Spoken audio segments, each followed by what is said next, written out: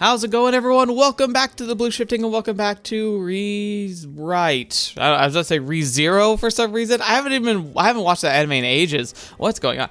Regardless, we're back. And we're back in time for Kotarou to become the essentially serial terrorist that he's been on the border of becoming for a while now. He's a double agent. He's working with Gaia and Guardian. He's got them well convinced. And he even interfered and essentially assassinated everybody who was getting too close to the key, which was crazy, but I kind of love, because, like I said last time, if you isolated what Kotarou's been doing in the Terra storyline, specifically the last few episodes, and you isolated that and showed that to somebody or told somebody about that, he would seem like he must be the villain, but he's the good guy-ish. Even Kotarou kind of knows he's not being a good guy. He even calls himself the villain, and I think that's really interesting. It's a really cool approach to a story. And it's not even like the whole, like, oh, the villain's morally gray, and, like, maybe they're sympathetic. It's like, which is, I think, is a good thing to do usually, as long as it's done properly. But here, it's even more so of, like, what is truly justifiable for the greater good? Like, how do you justify doing heinous actions? Like, is it worth it in the end? Is your goal good? And what's kind of scary for Kotarou is the fact that he doesn't even know for sure if this is going to do anything at all. He's working off a hunch, operating off of, like, the best guess and his gut instincts that this is the way to move forward, that this is going to lead us in the direction we need to. So, yeah, it's crazy to say, but I feel like it's quite a gamble he's taking. And he's sacrificing his own humanity in multiple ways. He's sacrificing his moral humanity, he's sacrificing his physical humanity by pushing his body and, like, you know, enhancing himself and further becoming almost more and more of a familiar. We also see that he's emotionally sacrificing almost all of his humanity. The only exception is that he's decided to start cutting off, like, connection, because he's decided that but he himself, if he knows and gets to know and like somebody, he can't bring himself to kill them. And so he's like, okay, well, now I need to just not make any connections with people because I need to be able to eliminate them. Imamiya he was, like, right on the line with Imamiya. He was thinking of finishing him off, which was interesting to see too, because, like, again, he knew Imamiya. He doesn't like Imamiya, but he knows him, and the fact that he was just about ready to just silence him forever is really interesting. So we'll have to see how that goes. Anyway, yeah, lots of fun stuff. I guess if you didn't know, Higurashi is a series I'm just starting on Mondays. Went through, got a lot of feedback that I was using sprites that were not as good. I thought I'd pick them, and I went back and double checked just before recording this. Absolutely had not picked the ones I thought I had. The ones that they were recommending are absolutely better, so we're doing those, but yeah, it's not here nor there. Every single comment was about it, though, so, like, I it's on my mind. And then we also are doing, you know, Legend of Heroes Trails in the Sky, the second chapter. That's been really fun. And then on Fridays, we just started Chaos Head, so very exciting. Lots of shakeups happening on the channel. Hopefully they're interesting to you. Hopefully you stick around and try them out. If they're stories you haven't read, you'll give them a taste, see what you think, and if you like them, I'd recommend reading them for yourself and then joining me again, you know, once you've read the story, so I don't spoil anything for you. And in turn, if you have read them, I hope you share them, and if you haven't and you plan to read them, go ahead, don't worry about it. Just, like, ideally, come back and watch the series with me eventually, but, you know, it's up to you. Anyway, enough of that, let's go. A week passes. The forest is still a battlefield. Ever since the power spot was discovered there, both organizations have been in a standoff over it. Oh, so they found the power spot. That definitely is a change, because the barrier that Kotarou put out was supposed to protect it. Although, it also implied, it's been a while, but in the Chihaya route, Akane found the power spot, but I think she found it through the other power spot, because, like, Gaia's headquarters is built over a power spot, I think. And so and the idea that she went to that power spot, like, kind of used them. I guess they're like channels through the ground. It's been a while, so I'm not sure if I'm remembering that right. But it's interesting to see now that, like, oh, the power spot is now kind of like the new thing they're fighting over. The key is known to possess a homing instinct. Once near the place of its birth, the key's nature is to stay for a long time. Okay. A power spot exists there. A birth canal bored through the earth when Kagari was born. What spurts forth from it is not magma, but invisible energy. If mixed with earth, it can even form life. That's likely why there's a bizarre abundance of greenery growing around it. That means the area where I discovered the bud that became Kagari is a power spot. Kotori told me that she used that power to keep the barrier up as well. Most druidic arts are based on making use of power spots. It's a very important location, but it's under the control of Suzaki and his faction at the moment. They stationed a large number of familiars in the woods. So yeah, so Kotori, is now no longer able to access that, which means she is now kind of going to be forced to the sidelines. It'd be a lot harder for her, especially, like, she can create familiars, but if she's using her own life force, like, it's going to severely limit her capabilities. Guardian, on the other hand, has sent a continuous patrol units to the woods to gather intel on the enemy. There's an information war over the key going on below the surface. Pressure from both organizations leads the city government to ban all access to the forest on the basis of frequent hazardous wildlife sightings. Being a double agent has gotten even trickier than before. Oh, I bet! Oh man, I don't want to be you. I'm working full-time schedule day and night, and I don't have much time for sleep. Sometimes I go on patrols for Guardian, and sometimes I manipulate familiars for Gaia. I'm so busy, I've half forgotten what my true mission is. Less than 2 weeks before the Harvest Festival, Mr. Esaka returns to Japan. I figured he'd be here before now. As the head of the former tactical training unit, he's hard at work even though he's retired. Recently, he attended something resembling an international conference. Guardian is an omnipresent organization. Since ancient times, heroes have existed everywhere. Just like the Gaians, Guardian organizes itself with the onset of modernization. Special dioceses, which have made Europe in particular into a stronghold, and the People's Congress, which has built a strong alliance in the Pacific Rim. These are its two shoulders. Mr. Esaka and I belong to the latter, but there are many who are organized under the former system. Apparently, Nishikyujo belongs to the former. Very unexpected.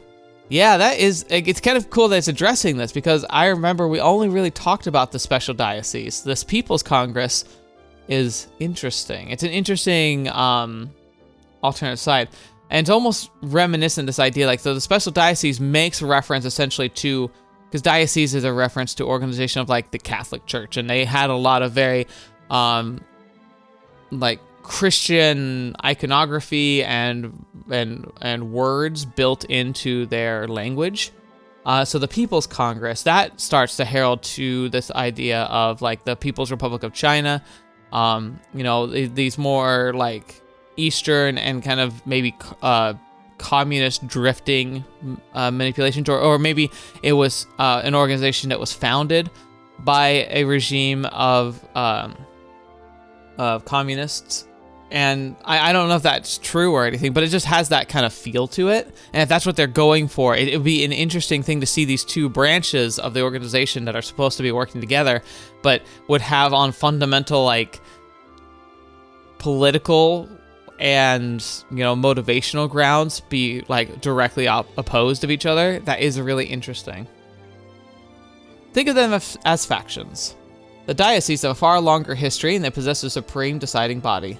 Apparently, that body's decisions are absolute, though biased towards its faction. Character-wise, there's a huge gulf between the dioceses, which retain antiquated elements like the Demon Slayer section, and the Congress, which controls weapons, aviation, and marine transport industries. Naturally, each side has a different opinion on how to proceed regarding the key. I wonder if the Congress side was the side that did all the crazy tests on Lucia. However, on the wishes of Mr. Esaka, the de facto commanding officer is head of the operational support unit. Factional bias over the front lines in Kazamatsuri is being held in check. When you get to the position he has, part of your job is mediating with the higher-ups and their wishes. It was probably one heck of a tough business trip, I bet. Possibly as a form of stress relief, he's been binging on junk food every day since returning. Some sort of flaming hot potato chips. All of a sudden, he speaks to me. Tennouji, 久しぶりに腕試しをしてみるか。 Interesting. I wonder. いいですね。久しぶりだ。上達のほど見せてもらおうか。This will be interesting because he's definitely a lot better now. Alright, first of all, like, where's the button for it? Look at him! He's such a stud. It's funny because he really is emanating, gosh darn it. Who serves Chihaya? Sakuya. He's got a very Sakuya vibe going right now, especially because he's got his dark hair still. He hasn't gone for the gray that we kind of got to see him in for the most part. So I wonder if we're gonna see why. Like, does he like have something happen that makes him go gray suddenly, or is it just gonna be something that'll happen eventually? It's still just, or is it just too early? I just didn't think that people's hair transitioned from black to gray in like a few years. So interesting. Like the music going on now, by the way, too. I slash at him. He dodges. He's slashing at me. I fend it off. It's the ideal session for us to take turns showing off our moves to each other. Before, I couldn't gauge the full range of his abilities, but now I can assess them accurately. Mr. Esaka is not putting his full strength into it. I recall the words of some commander or another. If your opponent's form is still impeccable, that means there's room to push them to the edge. The real fight begins once that perfect form is ruined. A sword and a knife have wildly different reaches, so to reverse that disadvantage, I need to get in close and stay there. With my dramatically improved leg strength, I pull off that feat. Gosh darn it, I'm just struggling. Even Grandmaster Esaka couldn't have predicted that his weakest protege would have enhanced his leg strength several times over. I mean, he might. He might have got the vibe from you, though. Like, he seems like he's incredibly observant. But he defends against my initial attack with his reflexes alone, prolonging our bout. Now that his perception of me has been rewritten, he'll be able to handle me from now on. It'll be tough if he puts distance between us. But for the time being, I'm not letting him get away. Slash. Dodge. Twist away. Mr. Esaka's blade flashes diagonally across his torso. Before the momentum from that thrust can hit home, my knife strikes against his sword to hold it back. The knife and the metal fake sword form a shape of a cross as they battle for dominance. Blades grating against blade. With my other hand, I aim for his palm, but he doesn't let me land the strike that easily. I misfire. With the superb timing, he draws his blade back and I pitch forward. I sense myself falling. My instincts scream at me to fall, but by sheer will, I stay balanced on my tiptoes. If I follow my instincts, I'll create an opportunity for him. That's what's known as unbalancing your opponent. It's best not to get imbalanced at all, but the only thing that can save you if you're already lurching to one side is the speed of your reflexes. Forcing aside my fear, I boldly kick one leg out. Without hesitation, I use it as a pivot. I curl it around him. The space between us narrows and our knees crash. In the nick of time, I block his next move.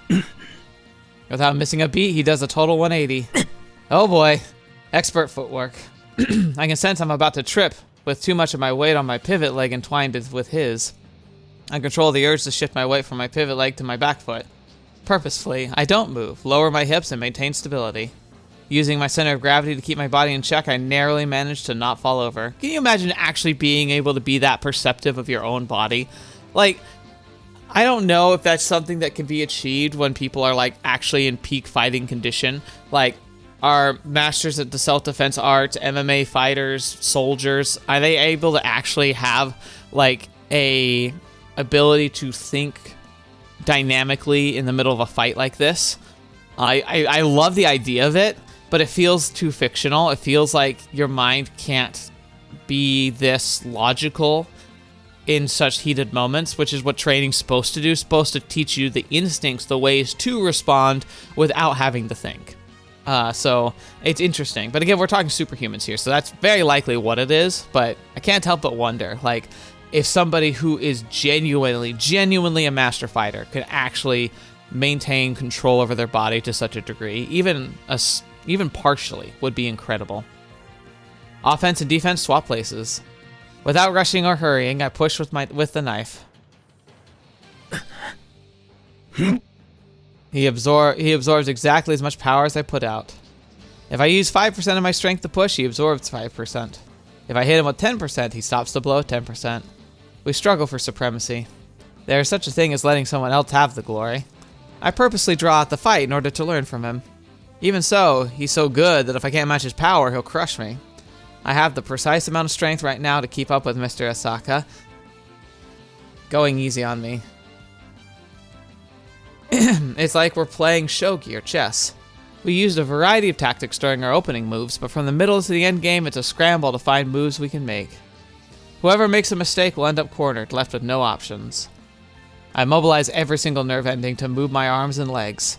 I endeavor to make precise movements that transfer my weight from my toes to my heel, gram by gram. But the rhythm is still thrown off often. なぜかな。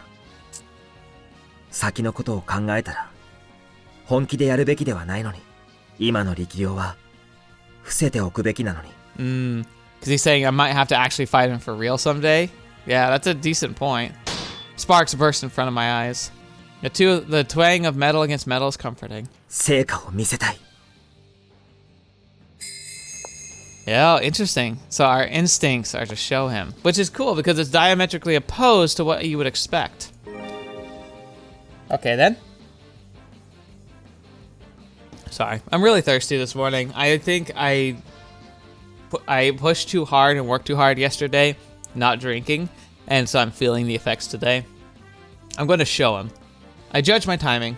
Visualizing what I will be physically capable of a few milliseconds ahead, I move. I test out a risky movement first, and then replace it with an even tighter one, without overlooking anything and without messing up. Even so, inexperienced and untalented as I am, I make one little mistake after another. My defeat is looming. Seconds later, I'll reach the crucial dilemma, fatally wounded no matter how I try to evade it. I'll make the blunder that collapses this game of chess, just from one wrong move. I unleash a fury of final blows. After this, I'll admit defeat. He attacks, I counter it, the tip of my knife skating across the middle of his sword, creating a silver arc that launches sparks. Seizing his chance to use the elongated arm movement, he draws his sword out horizontally. Tricked by the smallest of turns, my knife falls to the floor. That leaves my sides virtually defenseless. His sword is homing in on me. In the blink of an eye, clots of blood spraying from my right wrist form a little blade. The red slash of my blade flies toward Esaka's throat. We hit each other at the same time. His sword strikes suddenly speed up. Suddenly speed up. Faster than the sword from my wrist can reach, something slams into my side. I know he hit the brakes just in time, but the impact still has my guts roiling. I topple over. If that had been a real sword, I'd be sliced to pieces. The lasting damage leaves me in agony for a while. 参りました。大した成長ぶりだ、天王寺。 That's pretty good. I can hear the emotion in his praise. I've only ever heard him sound like this when he encounters a delicious cake. いやはや、よくここまで仕上げたものだ。喜べ、9大点をやる。 That's pretty good. やっと赤点からは脱出か。I give a strained laugh. そうだ。ゆえに、もう落ちこぼれではない。 Oh, well, thank you so much. I'm glad I'm not a failure after all. 私の想像をはるかに超えた力量だった。よく連磨した。どうも。He places his hand on my shoulders. その力があれば、組織は必ず貴様にとってホームとなるはずだ。Oh, that's gotta hurt to hear, though, because he's literally stabbing them in the back. いえ。Guilt assails me as I deflect, looking away. 報われぬ仕事だ。この仕事が終わったら、現場を若い者に任せ、自分の組織を立ち上げてみるかな。What would your organization be? Delicious cake making? そんなことができるんですか？一定年数を務め上げた超人は、下部組織という形で起業が許される。Okay, so more like branching offices, maybe covers for, I don't know, getting intel or gathering supplies. I see. ヘルプ要員の多くは、そうした警備会社や鳥獣駆除業者に転身した下請けから出向してきているのだよ。That's cool, actually. I like that idea that, like, when they retire, they don't just go live in some mountain cave or go and, like, into an old folks' home. They start a business, and the business usually is something that, while is detached from actual engagement and fights, is still able to, like I said, be gathering information or supplies. Security companies or wildlife control groups. That's a great cover for someone who's gathering intel for Guardian. 知らなかったです。自分の城を持ちたい者も多いだろうからな。Right.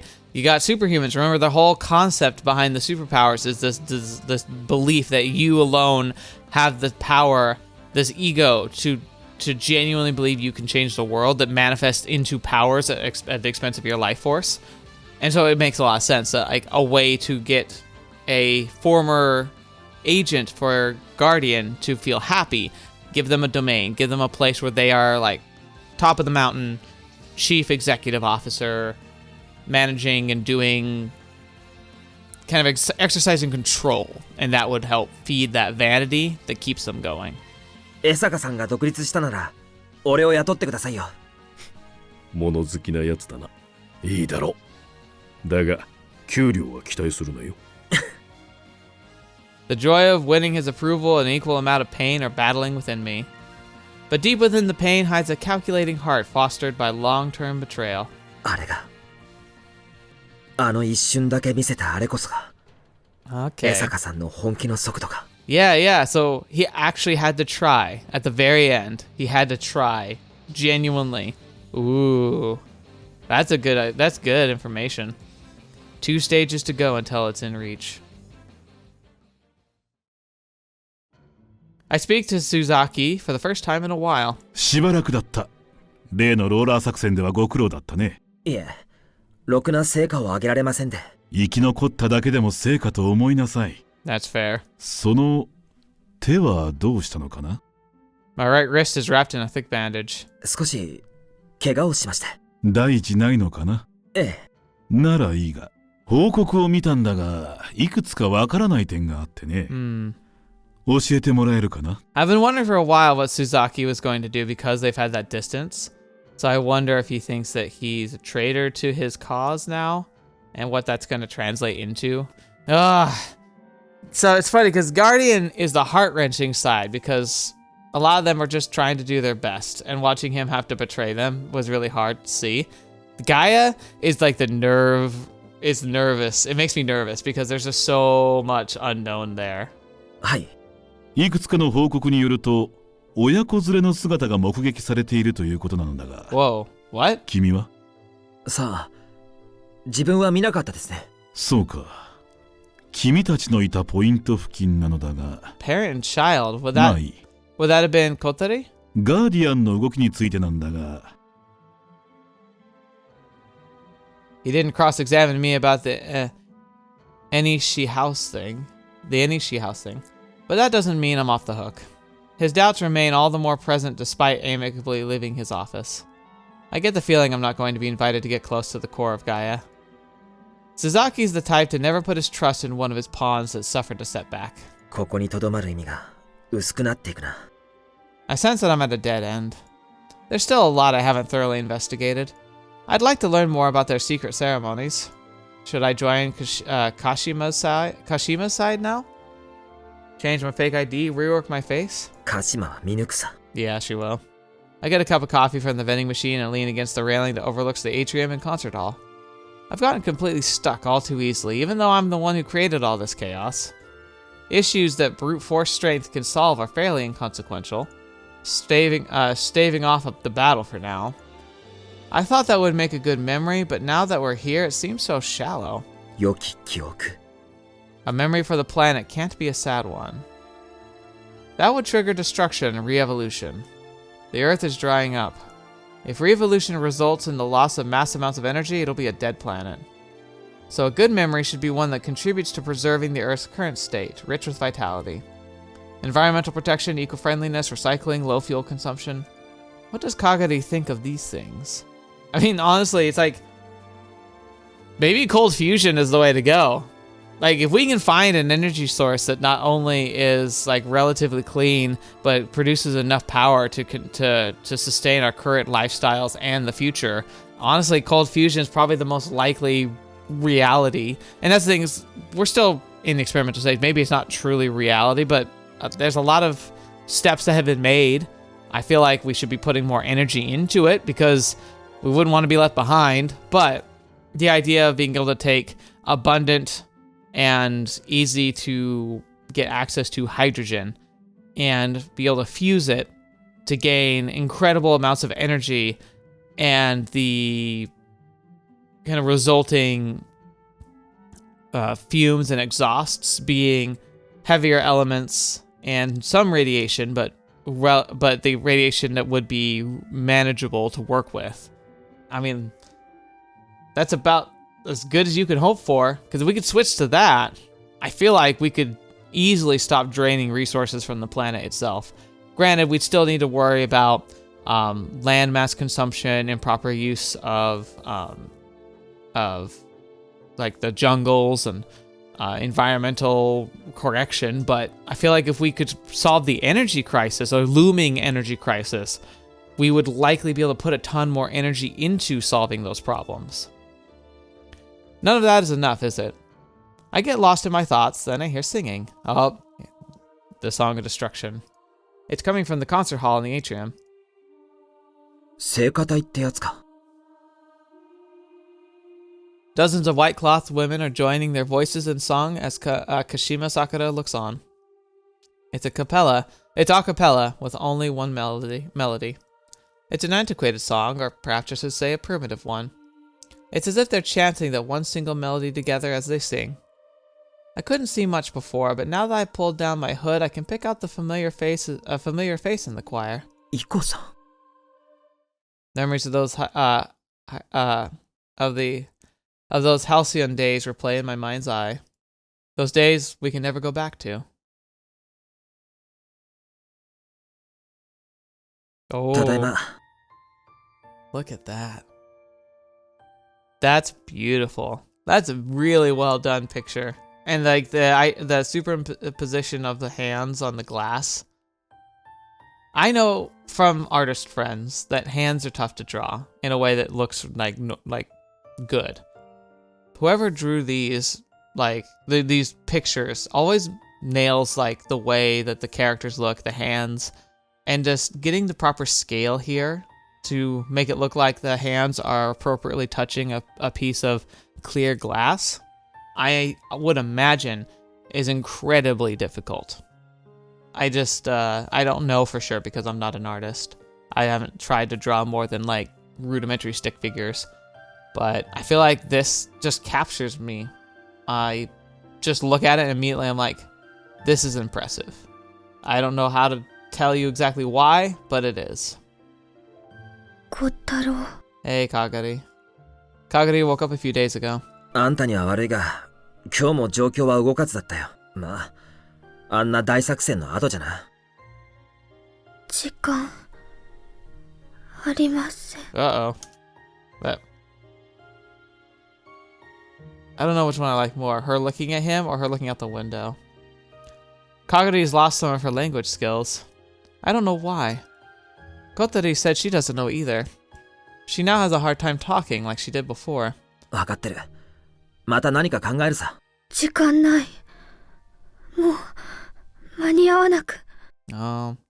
Maybe if she starts getting closer to like the tipping point where the Song of Destruction is to be released, she loses that independence, which might be why she never really talked too much to us before. It was just that we met her too close to the time when that decision was to be made. If we'd met her a few years before, she would have talked more normally. She scratches at the window like a cat. Between her arms, the ribbons droop lifelessly, grazing the floor. 外には出られない。出ても街中だよ。急ぐます。わかった。急ぐよ。今日も明日もフル稼働だ。テレビでも見ないか。ほら、勉強になるぞ。I turn on the TV I hardly ever use. ニュースだ。うってつけだろ。何？また新しいリサイクル技術が開発されたってさ。今までより低コストで資源の再利用ができるって。なあ、どうだよこれ。価値ないです。She glances at the TV, uninterested, and returns the gaze to the window. エコロジーには興味なしか。ならこれはどうだ。植林のニュースだ。外国で砂漠地帯を緑化する計画が始まったんだ。この広い荒れ地が全部森になったらすごいことだよな。どうでもいい。確かに植林は時間がかかるけどさ、長い目で見たら。長い目。ない。間に合わない。I sigh. This isn't working either. Kagari's deteriorating and I can't hide my panic over it. Is the end upon us? As always, humans haven't solved the problems of wasting resources, disappearing forests, or desertification. Desertification. That's a word I don't know if I've ever actually seen, but I know what it means. Kagari's lack of interest in ecology must mean we're moving too slow. 焼け石に水だもんな。悲しい。悲しいです。ああ。悲しい記憶ばかりだな。だからいいことしてほしい。But what? 早く。 What do we do that's good? 急いで。 She's like this all the time now. If Kagari keeps losing her intelligence, fear makes my heart grow cold. 急ぎなさい。一刻も早く。But how? How? If we had even some hint as to what we could do that would make a difference, we could do something. Oh, it's frustrating. It's so frustrating. Unexpectedly, Nishikyojo invites me out. As I loiter outside our usual family restaurant like any other young kid, Nishikyojo arrives with a little girl in tow. Lucia. Oh. Oh, even better. She's the same age as Kotori. で、いつ産んだ？ Oh, yeah. 産んでません。 What a great reading there. 産んでません。 That was great. この子は中津しずるちゃん。私たちの同類。Shizuru, a superhuman. なんで俺たちに紹介する？年齢的なこともあって、今すぐじゃないんだけど、ここで教師をやろうかなと思ってるの。え？風子？そう。今誰も配置されてないでしょ？あそこ。Aw, it's such a good fit for her too. And look how much happier she is. She used to always be so stoic and look so angry, but now she has her happy smile. それをいいことに、怪しい噂もいくつかあるんだって。何人か生徒を送り込む計画があってね。そのバックアップ要員としてね。その子が送り込む候補か。そうなの。Nishikyojo pats the head of the quiet little girl next to her, peeking at a parfait. But she's just a kid. Well, I can't say that we're the same. We were the same. When you awaken your superhuman status as a teen with no self-control, that's the natural progression. We can't survive in society. お嬢ちゃん、生かしたアイパッチつけてんね。Okay. Shizuru is just adorable. Young Shizuru is great. She totally ignored him.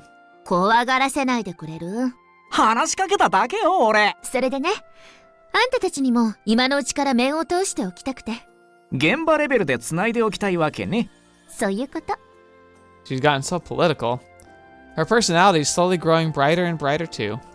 Is it that she's becoming more like a hunter? 気が早くないか？そんなことないでしょ？二人とももう結構な立場じゃない。Wait, we do? 今宮はリーダーやってるし、天王寺だって江坂さんを補佐してる。It's not that we actually are in a position of authority, it's that we are associated with Mr. Esaka, so. 落ちこぼれの3人がこうやって頑張ってるってすごいことよね。私、しばらく前に学校に通わせてもらったことあるでしょ？ああ。楽しかった。それまではどこかいじけてたんだと思う。人生めちゃくちゃになったって。Okay, so her getting back to school helped a lot. でもこの道に可能性がないわけじゃないって、そう思えるようになった。だからこの子にも同じ喜びを味わわせてあげたいの。辛い人生を強いる分、楽しいこともあるって知ってほしい。Nishikyojo is awesome. She's such a cool character. You don't get that vibe and that understanding of her in the other routes, which is really cool to see. Dang, I like her a lot. 二人にも私がこういうことを考えてるって。そりゃいいけどさ、こっちは仕事さえしてくれりゃ。ま、協力すりゃそっちも協力してくれんだろうし、悪い取引じゃねえわな。Exactly. 俺も構わないぞ。ありがとう。これで少し安心。まあ、じゃあ、便乗なんだけどな。Imamiya lowers his voice. Around us, none of the other patrons are listening in. 近々、デカめの作戦が走る。Oh? 鍵絡み？いや、マーテルの要人を拉致するって計画。Oh, what? Excuse me, what? 本当か？うちでターゲットの調査を進めてるとこ。ちょっと今までなかったパターンだな。Yeah, interesting. 国内だとリスキーすぎるからな。でも、なりふり構ってられなくなった。Interesting. He might have pushed them a little too hard, and now they're gonna take more drastic steps. It's gonna start. This is good. Could be a prelude to literal open war. 鍵の行方がわからなくて焦ってるわけね。ああ、かなりやばい。鍵の暴発を恐れてるんだな。お前、江坂さんからそのあたり聞かされてるが。いや、あの人も全ては話してくれない。機密だし。I got like the phrasing spontaneously discharging because that's just makes it sound like she's just a big gun. It's a great term to use because that's really what they see her as, but it's interesting to think about it that way. ただ、その話からすると、鍵はマーテル側に捕まった可能性を考えてるんだな。危ない橋渡るな。清水さんは止めたらしいけどな。情報部からの突き上げがな。要人って誰だ？ああ、そりゃ勘弁してくれ。近いうちに話はあると思う。Okay. そういう話があるってことだけ。いいの？私たちに話しちゃって。現場で連携してんだろ？昔の江坂さんたちみてえに。そうなんだけど。俺もその連携ってやつの数に入るのか？入るだろう、そりゃ。だけどお前。おめえの言いたいことはわかるよ。Oh. だからまあ、あれだよ。Oh my gosh. 悪かったよ。Imamiya, you actually growing up and admitting that you were wrong? I can't believe my ears. だから、悪かったよ。もうおめえの実力とか疑ってねえから。I guess it's to be fair. He saw the horrific things they were facing in that forest, watched a lot of their agents that he probably had the highest respect for just get obliterated, and Kotarou managed to get out. Hard to take him, hard to dismiss him so easily now, especially when you nearly died. いきなりどうしたんだ？ I'm floored. Even I find my reaction strange. わかんないことを言うなよ。今まで通りでいい。腕が悪けりゃバカにしてくれていいんだ俺は。そういうの身内同士でもうやめねえか？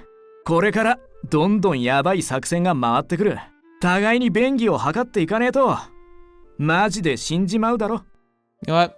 That's pretty big of you, Imamiya. I have a lot more respect for you now. ほんと、そうよね。あんだよ。ダメなのかよ。つーか、いきなりすぎるだろ。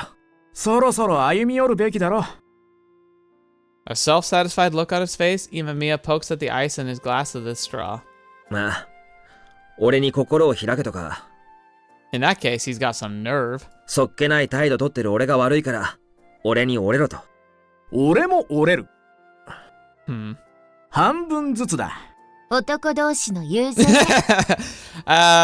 It would be perfectly encapsulated if they went and had a fist fight. 茶化すなよ。おめえもだ、老け顔。Old lady face. 天王寺もそれでいいだろ。いいよ。じゃあ改めてよろしくだぜ。発見てめえら。You weirdos.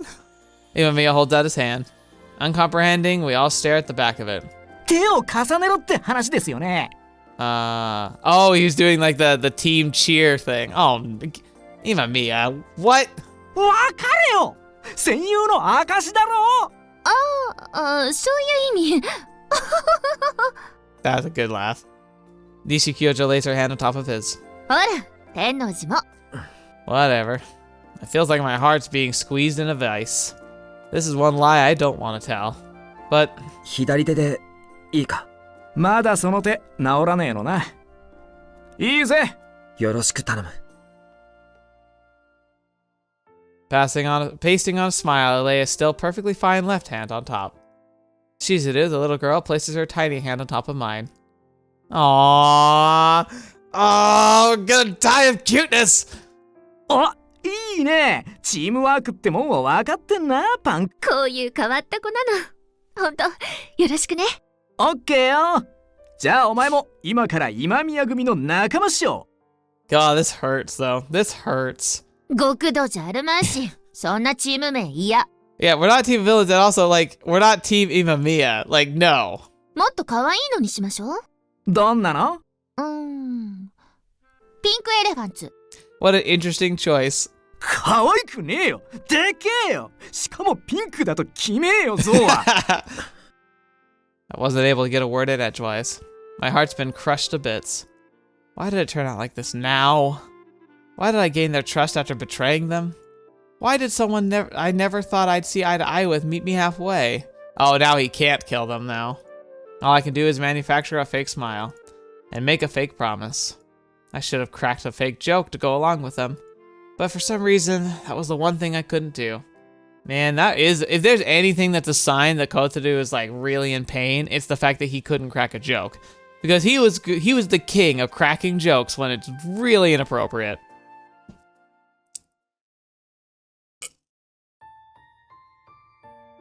It's hard to type with just one hand. It is, but why, like, I understand he did the blood knife thing, but like, why is it taking him so long to heal? I take out the bandage to use my right hand to type too. It's pretty awkward, but I get used to it before long. My fingers fly nimbly across the keyboard. Kagari's glued to the window again today. She's acting like she wants to go outside, but she won't break out by force. But if she wanted to, she could chop up the wall to pieces and make her own door. And if she's lost her ability to move, she simply gazes earnestly out the window like a cat on a rainy day. Okay, one thing I don't understand, if I'm honest, is...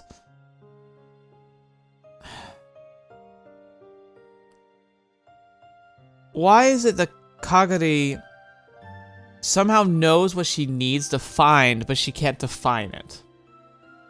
It really makes our job borderline impossible. It's really troubling.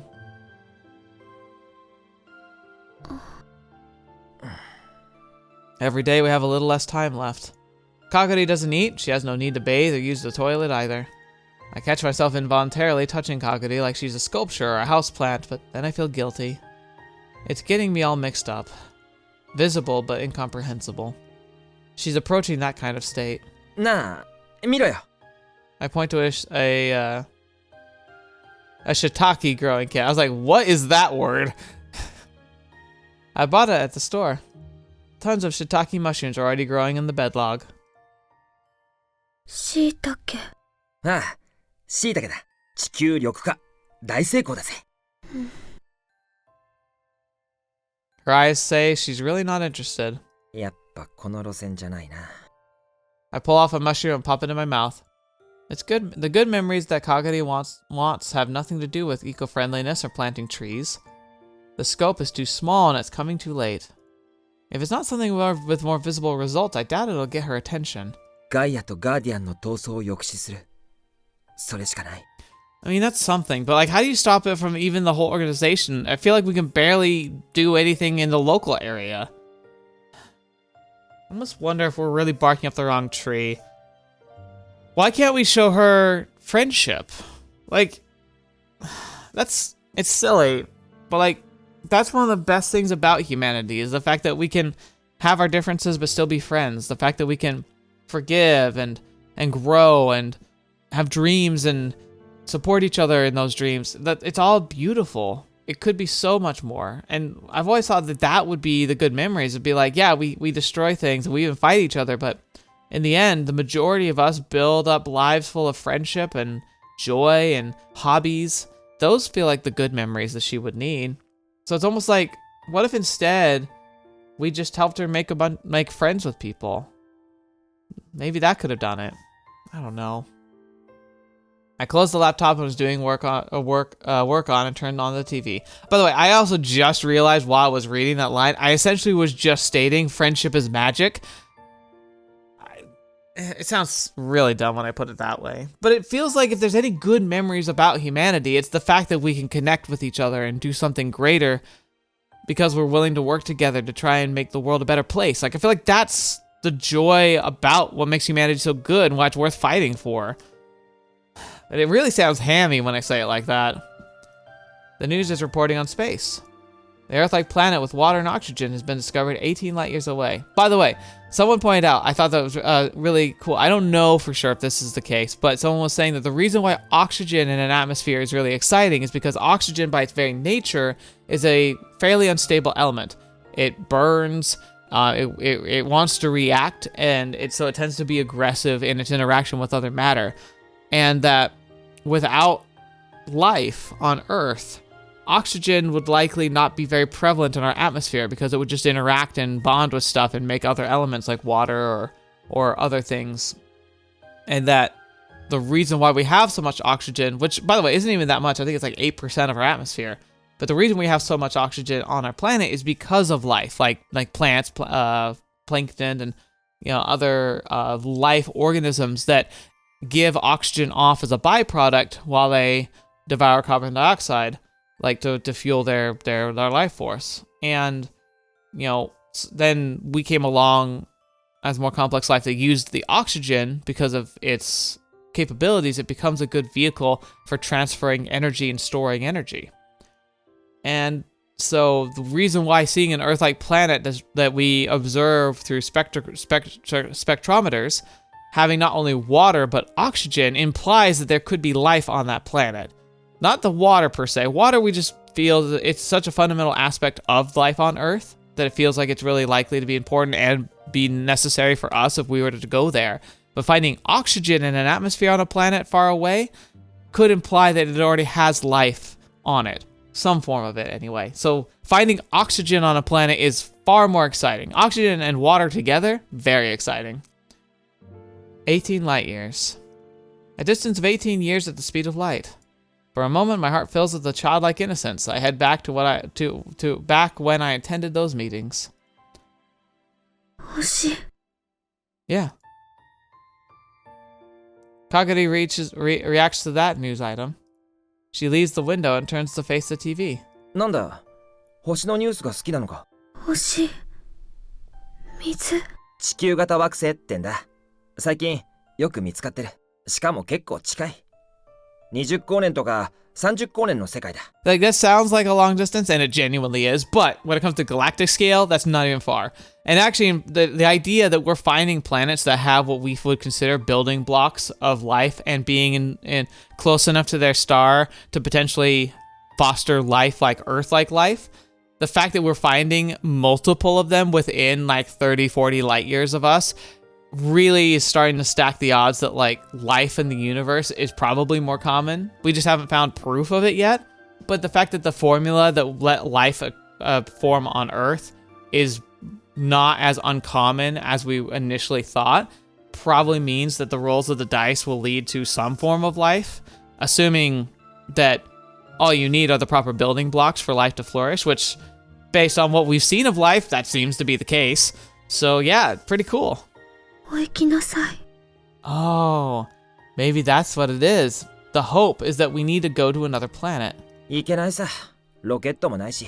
近い。 So close. SF レベルでは近いって意味だよ。人類はまだ高速で宇宙旅行はできないし、核融合だってまだゲットしてないんだ。もし核融合があっても高速は出せないけどな。購入。お買いなさい。ホモコムニカンス。 Buy it, you homo communicas? Is that one of her like weird jokes? 買えるか。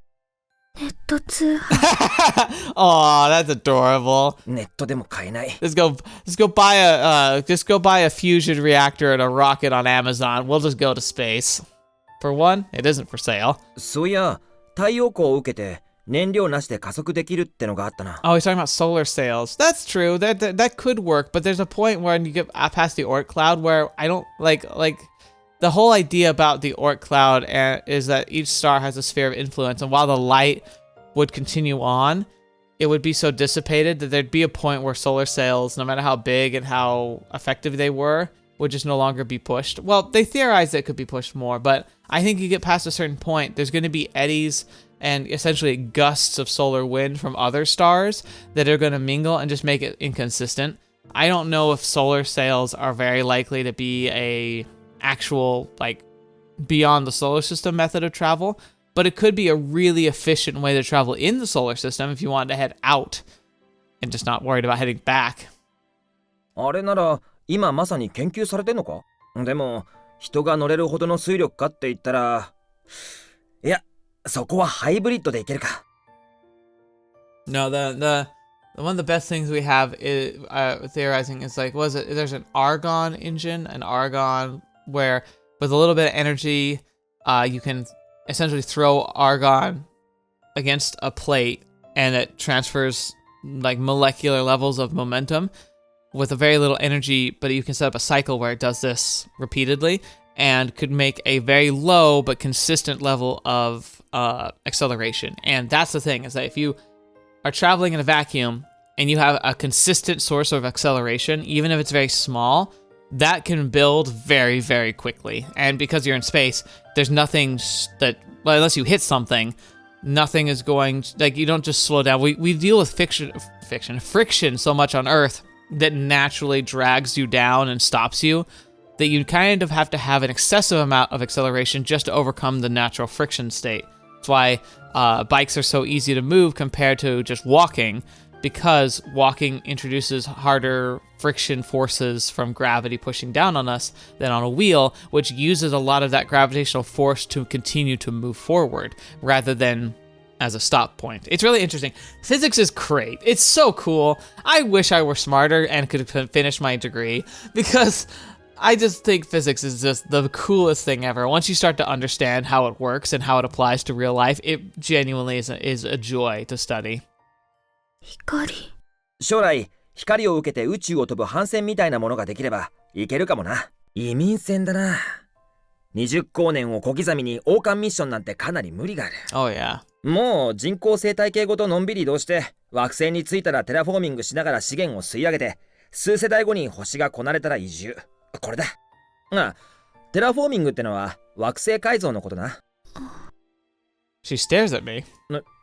なんだよ。続けてください。Oh my gosh, we might have hit it finally. Terraforming. Space travel and terraforming. That's what we need. 続けるったってこんなところだけど。ちなみにテラフォーミングってのもかなり時間がかかるんだよ。どんなに技術が進んでも最低1000年単位でかかるだろうさ。一つの星を地球みたいにしないといけないからな。大事だぜ。だから惑星移住のためには生態系の技術を完全に得得しなければいけない。That really takes me back.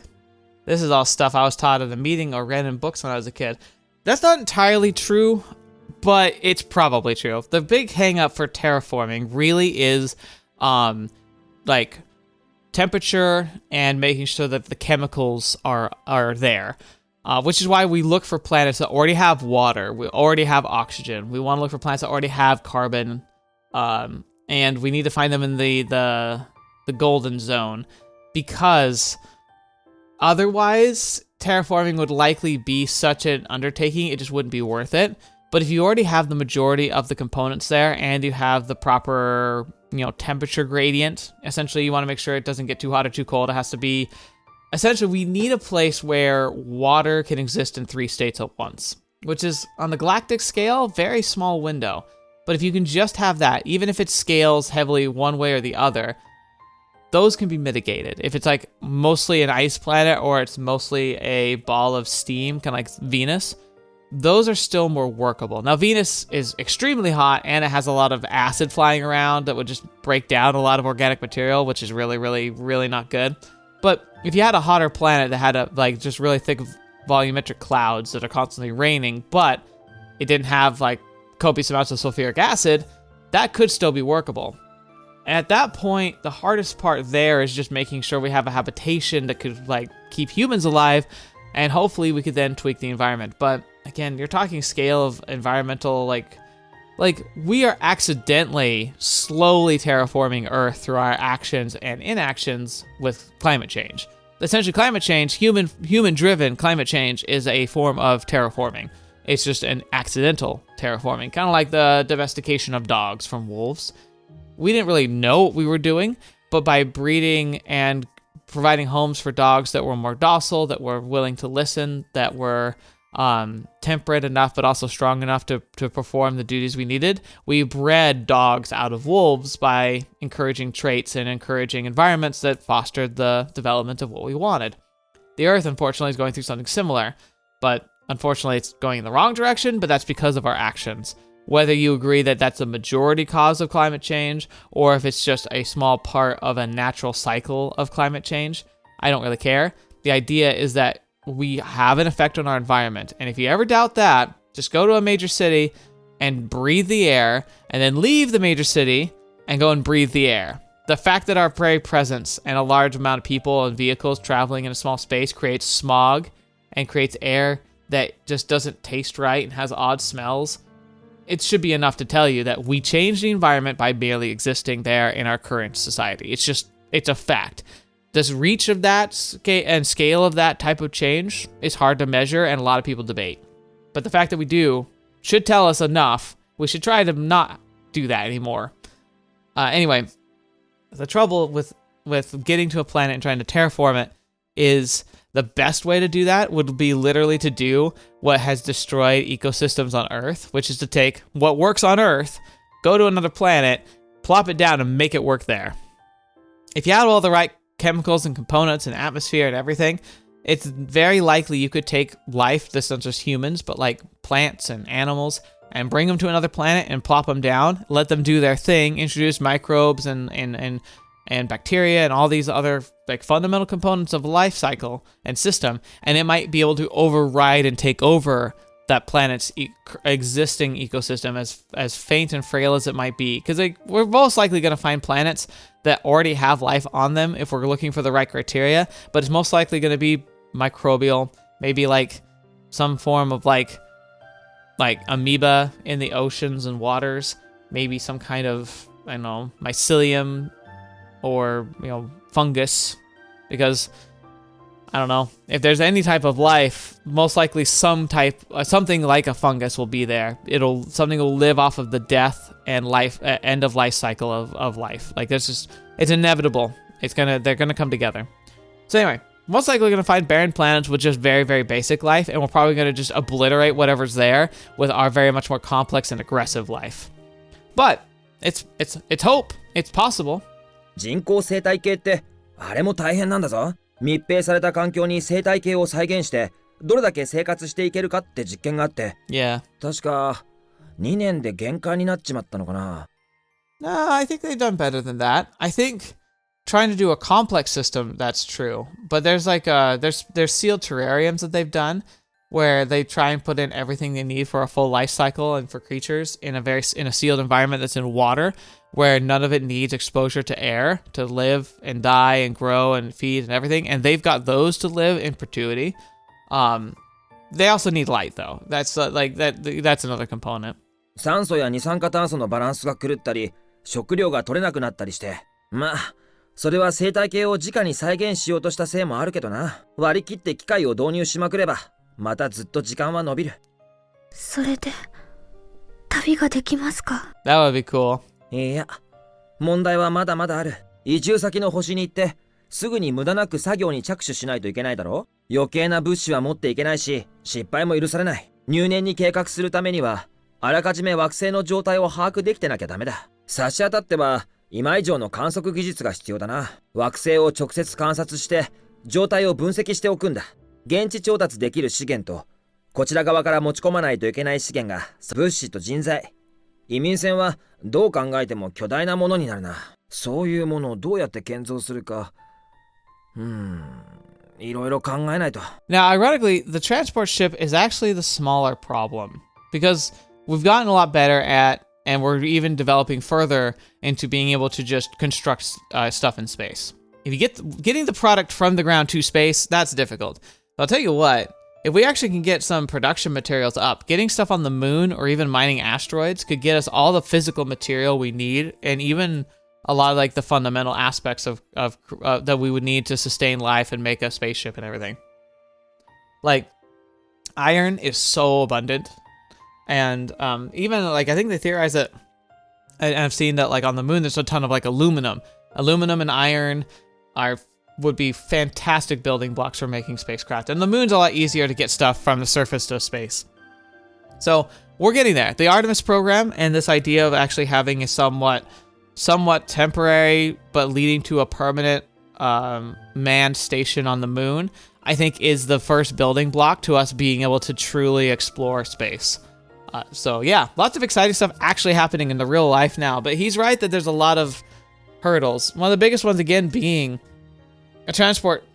Like, we might have options now that could make it so that we could travel light years in like maybe within a century, like the 18 light years he was talking about, we might be able to get a technology that could conceivably allow that trip to be completed in a few hundred years.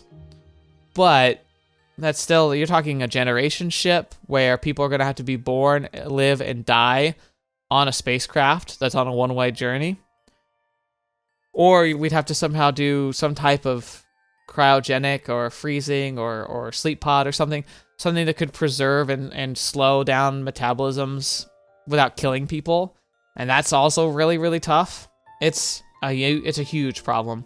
I think it's a problem we can eventually solve, and I want us to solve. That's my ultimate dream. I want humanity to be able to leave, to have a presence in the galaxy, in the solar system, and other planets in the surrounding systems. To not have all our eggs in one basket. To be able to go out and explore the universe and what it is. I desperately hope we just can manage not to kill ourselves long enough and not burn all our resources out before we achieve that. 急がないと。なんだよ。こういうのは良い記憶なのか？広がって地に道よ。広がって Filling the land with what? 地。ああ、なるほど。確かに星に移住するのは良い記憶かもな。That frontier spirit might be one of Kagari's good memories, it looks like. But there's nowhere on Earth left for us to explore anymore. Could we live at the bottom of the ocean? どっちにしろハードル高いな。あと1000年もあればなんとかなるかもだけど。間に合わない。お急ぎください。無理だよ。それに他の良い記憶を今準備してるところだろ。Aww. She sounds so sad. Aww. Tears slide down her cheeks. Fetch V. Why? We needed something else though. Like, we can't do that in the timetable we have. We need to get out. Fetch. She cries pretty often recently. It's making me feel lost. Like I've maybe made a mistake. ここまでやってしまったんだ。もう他の道には行けない。それにこれでいいような妙な確信もあるんだ。I really hope you're right. At this point, it's the only hope I've got is that instinct of yours.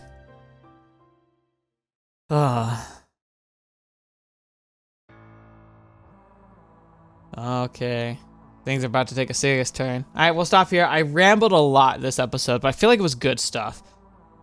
Gosh, I had to touch right on like some of my biggest passions and dreams. It's seriously like one of the most if there were any cause I wish I could dedicate my entire life to, it would be the ability for us to expand beyond Earth. It sounds kind of bad because, like, it'll mean we'll take all our baggage and bad actions with us, but at the same time, like, there's something so beautiful about what we are as people. I can't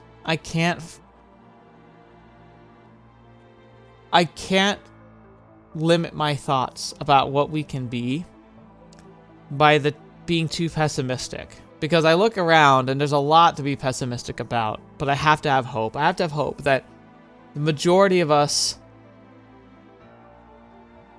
are going to be willing to fight to keep life moving on this planet, to keep it okay, to find new places to live and places to go, and new technologies that I can't even conceive of that might be able to bridge the gap, that can allow us to maybe go and travel places that we never could have dreamed. To believe that Earth isn't going to be the place that we were born and the place that we all die. That there's something far greater for us to achieve. A scope that's far more dynamic and exciting. We have such a limited scope in the galactic scale of our galaxy and the universe. But I can't just believe that, the few million years that life has been on Earth will just eventually just dust in the wind. I don't want that to be true with all my heart. Like, so much so, it makes me want to cry, too. Like, I totally feel what Kagari was feeling and what she was expressing. That's what I feel with every fiber of my being. There's a part of me that, like her, is just screaming, like, we have to go, we have to move, we don't have time, we have to keep pushing. And yet I'm also in such a position where it's not like I can actually do anything about it. And it sucks because I feel like I see people who are in positions to push things in the right direction, and it feels like they get so caught up in their own selfishness and their own egos and their own politics that they get so distracted from the purpose and the goal. Hoarding riches, lording over others, authoritarianism, trying to just exercise your will upon like other nations and cultures because yours is somehow the superior one. It's just all so dark and so depressing because like hidden behind all of that is so much good and so much joy and so much excitement. And it's so depressing to think that it all could come toppling down because of a few bad eggs who just happen to have a lot of authority, power, and influence. And a lot of that comes down to the fact that a lot of good, decent people who have power and authority often are going to exercise that power and authority to help other people and to progress rather than to build themselves up even higher in this continual pursuit of some ambiguous, never-ending cycle of glory, power, and prestige that only will... that when they die will mean nothing.